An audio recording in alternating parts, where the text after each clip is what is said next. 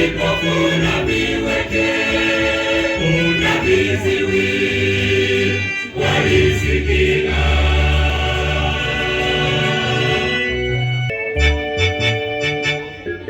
Mwana wa Yese wa Bethlehemu, yule Daudi mchungaji wa kondoo,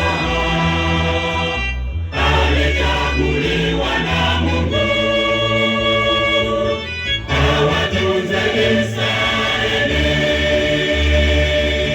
Mwana wa Yese wa Bethlehemu, yule Daudi mchungaji wa kondoo, alichaguliwa na Mungu awatunze Israeli.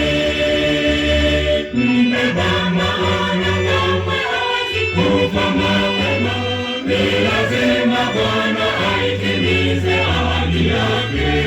Majaribu na mateso vinapokuandama, Bwana ataandaa mlango wa kutokea. Bwana aliponya vipofu na viwete na viziwi walisikia. Mbeba maono kamwe hawezi kufa mapema, ni lazima Bwana aitimize ahadi yake. Majaribu na mateso vinapokuandama, Bwana ataandaa mlango wa kutokea. Bwana aliponya vipofu na viwete na viziwi walisikia.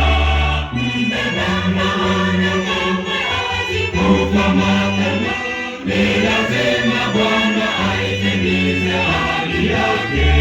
Majaribu na mateso vinapokuandama, Bwana ataandaa mlango wa kutokea. Bwana aliponya vipofu na viwete na viziwi walisikia.